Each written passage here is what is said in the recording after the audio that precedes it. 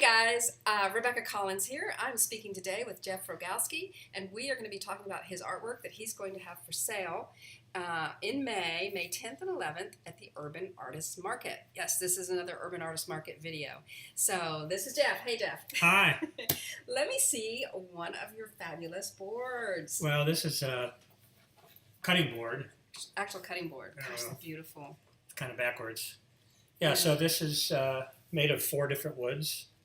This is maple. This is ash. The ash is beautiful. This is cherry.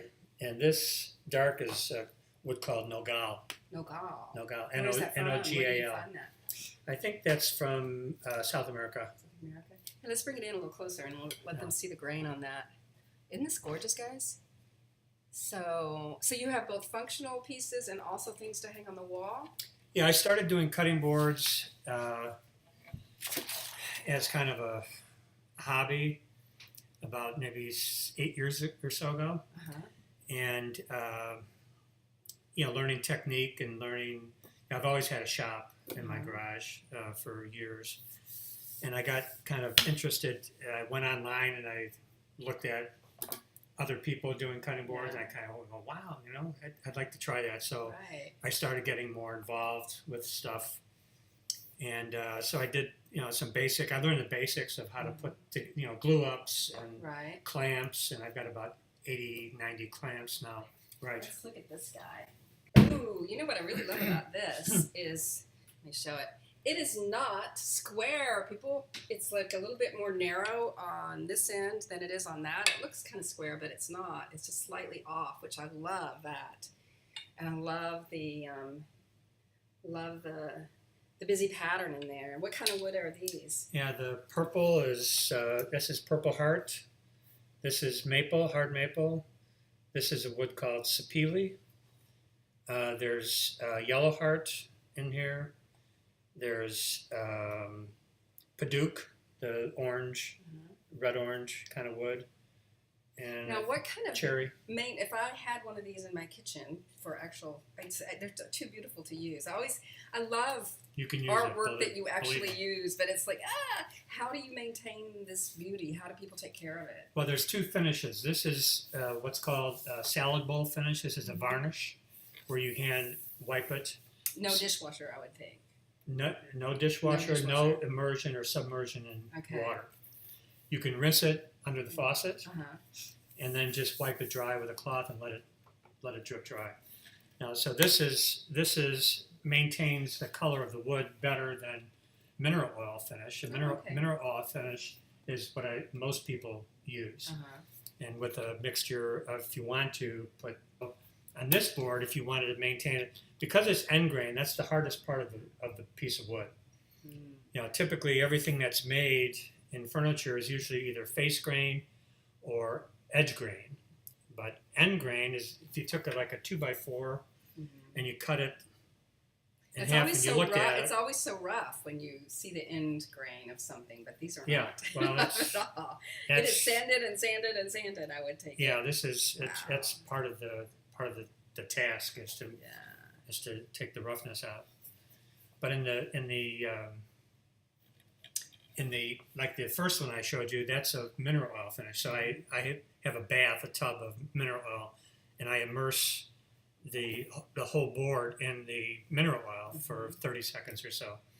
And then I pull it out and I just hang it up on a rack and let it drip dry for 5 hours. Oh, wow. And then after 5 hours, I'll re-immerse it for another 20 seconds or so, and then let it drip dry.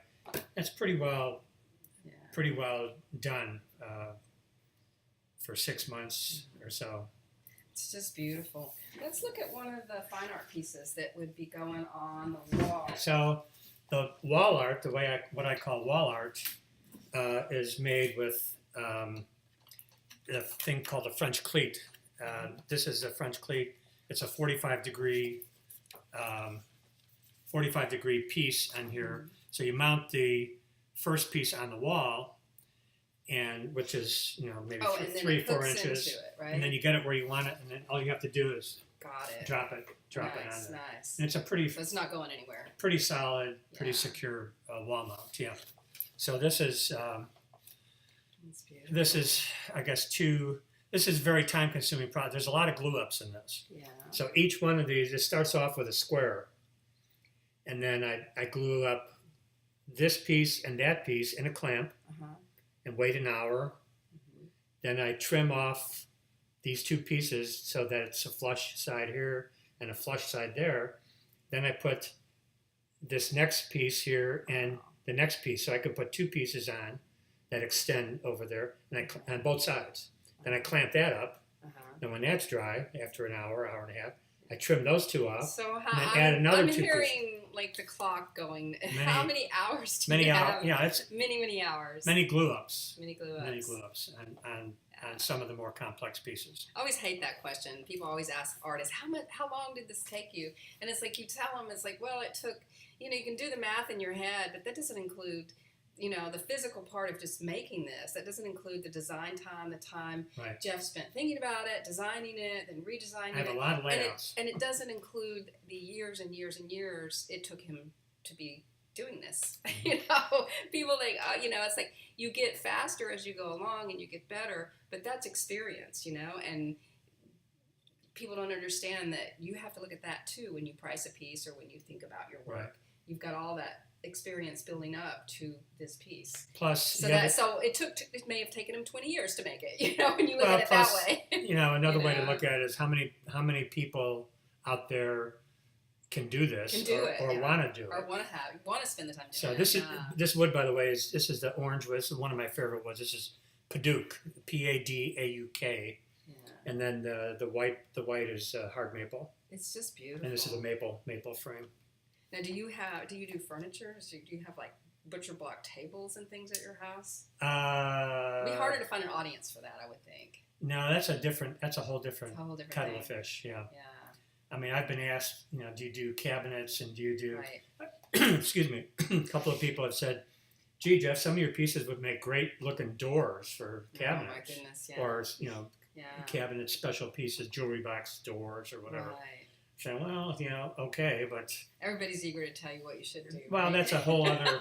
I know. Thank you for your idea. Yeah, thank you for your idea. Why don't you go do that now? So these are also Padauk. I love how orange this outer frame is. That's the Padauk. Super orange. By the way, all these pieces are natural color. There's no dyes or stains used. So this is all natural wood species color.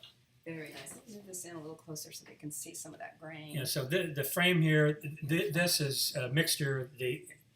These three pieces here is maple, ash, and maple. So you've got kind of a subtle difference in grain there. Very nice. Very beautiful. So these are done, with a series of glue ups. You start with. And so this is an example of what Jeff will be having on hand in May. So you guys have to come see us. What else do we need to know about your work? Now, I did 4 of these with the identical layout. Mm-hmm. So. Intentionally, so that if somebody wants to buy 3 or 4 of them, you can flip them, because this is all the same wood. You can flip the other side, and you can get on my website. You can see I've hung 3 of them. Ingrain, and your website is ingrainart.com. ENDGRAINART.com. We'll float that up there. So go visit ingrainart.com. Because all this stuff is end grain. Oh, nice. So cutting boards are end grain. You can take a very sharp knife and pound it, and it will never get damaged. And even if you see some scratches after a while, just take sandpaper. Get a little bottle of mineral oil for the ones that are mineral oil bath, and on a rag, and give it a generous thing, and they kind of disappear. It disappears. That's cool. Yeah. So you can keep it literally if you properly take care of it. You can keep it for generations. That's awesome. So, well, anyway, what else do we need to know? Have we covered most of it? Oh, got some crosses. Crosses. My doctor said, "Jeff, do you ever think about doing crosses? You're in Texas." Yes. So I did Nice. 26 different crosses. Beautiful. This is one, and this is another one. Very nice. But so these are smaller pieces. Yeah. And they also have French cleats on the back. And this is the piece that goes on the wall. So once it's on the wall, you just put it down and these are beautiful. hook it up. Very nice. Nice. Well, thanks so much for your time, and I look forward to selling with you at the Urban Artist Market. Yes, thank you very much. Jeff. I appreciate it. Thank you. Check it out, ingrainart.com, and come see us in May. We have potters, weavers. The director's done a really good job of getting a wide variety of work, and yeah, it's going to be fantastic. So come see us. Thanks, guys. Thanks.